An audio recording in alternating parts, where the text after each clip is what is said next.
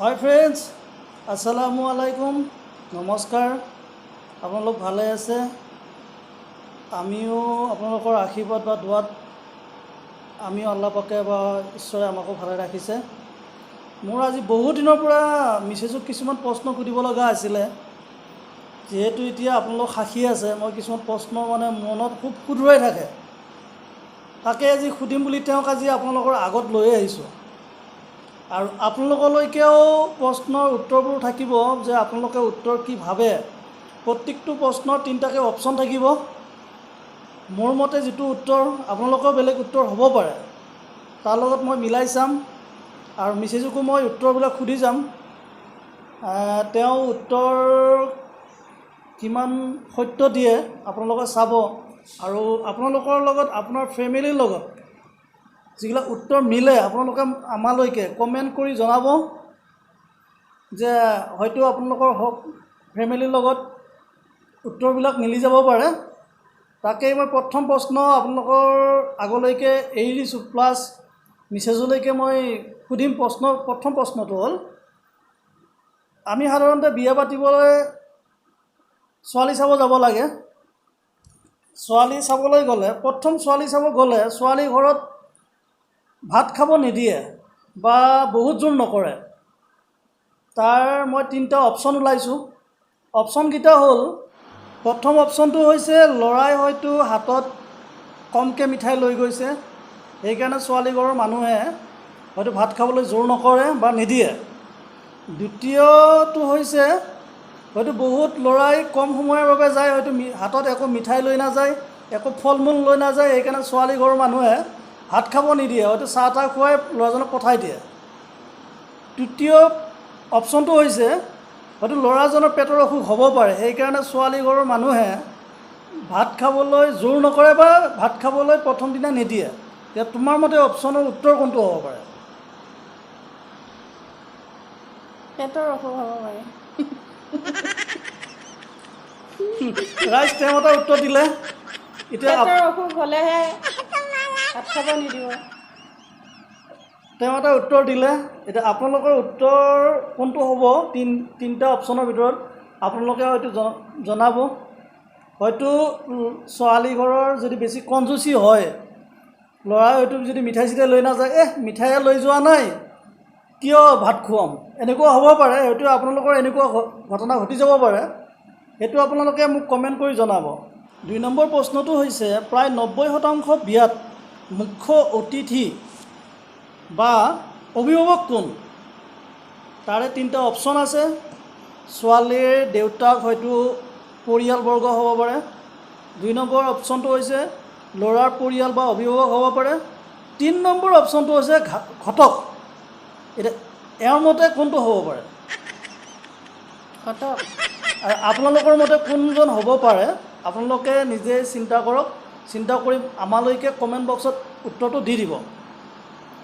3য় number প্ৰশ্নটো হৈছে, ঘটক কাক বোলে?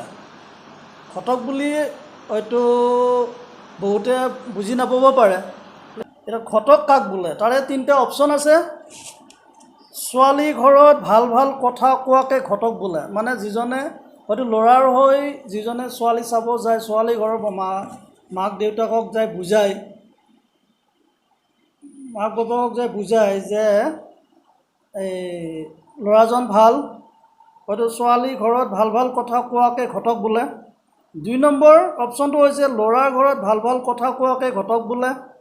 3 নম্বৰ অপশ্যনটো হৈছে ল'ৰাৰ ঘৰত মিছা কথা কোৱা বা ছোৱালী ঘৰত মিছা কথা কৈ দুয়োখন ঘৰকে মিলাই বিয়া পাতি দিয়াকেই ঘটক বোলে।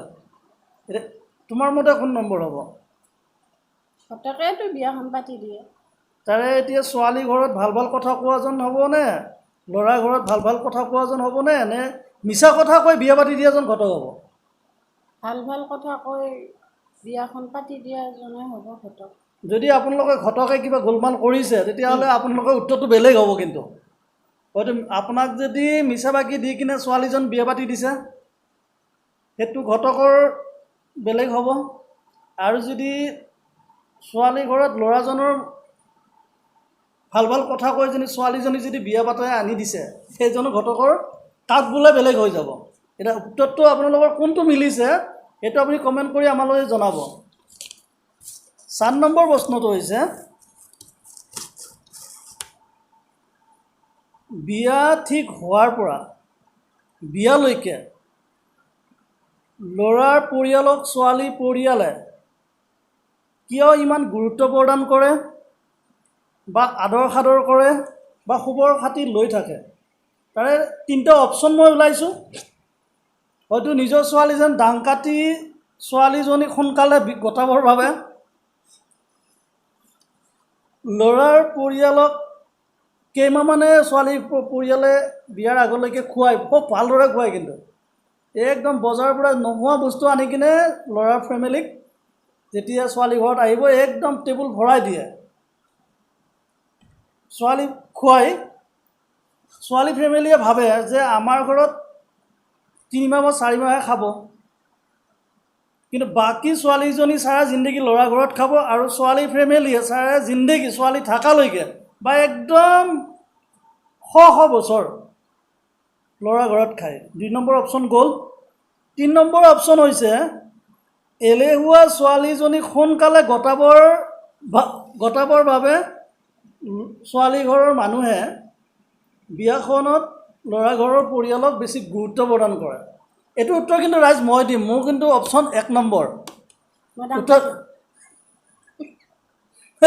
দাং কাটি ছোৱালীজনীক সোনকালে গটাবৰ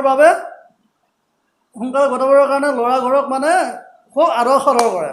মোৰ কাৰণে কিন্তু অপশ্যন উত্তৰটো হৈছে 1 নম্বৰ। হয়তো আপোনাৰ লগত কোনটো মিলিছে মই নাজানো। ফ্ৰেণ্ডছ ক'বচোন, মই বাৰু দাং কাটি নেকি? এওঁ মোক দাং কাটি বুলি ক'লে, মোক দাং কাটি যেন লাগে নেকি বাৰু ক'বচোন। আৰু আপোনালোকৰ ঘৰত যদি কোনোবা বোৱাৰী আছে, বোৱাৰীজনী দাং কাটি নে এলেহুৱা নে বেলেগ কিবা কিবি, এতিয়া অপশ্যনটো এনেকুৱাই হৈছে, হয়তো মাক দেউতাকে জল্দি বিয়া দি দিলে, বাকী ল'ৰা ফেমিলিয়ে ইমান দিন মানে এতিয়া ভুগি আছে, হয়তো ভাল বুলি আনিলে। এতিয়া আপোনালোকৰ ওচৰত মই উত্তৰটো দিলোঁ, আপোনালোকে কমেণ্ট কৰি জনাব। আৰু আমাৰ যদি এই ভিডিঅ' বা প্ৰশ্ন উত্তৰখিনি ভাল লাগিছে, আপোনালোকে আমাৰ চেনেলটোক লাইক কৰিব, শ্বেয়াৰ কৰিব, ছাবস্ক্ৰাইব কৰিব, আৰু লগত থকা বেল আইকনটো একদম দবাবলৈ নাপাহৰিব। আজিলৈ ভিডিঅ'টো ইমানতে সমাপ্ত কৰিলোঁ।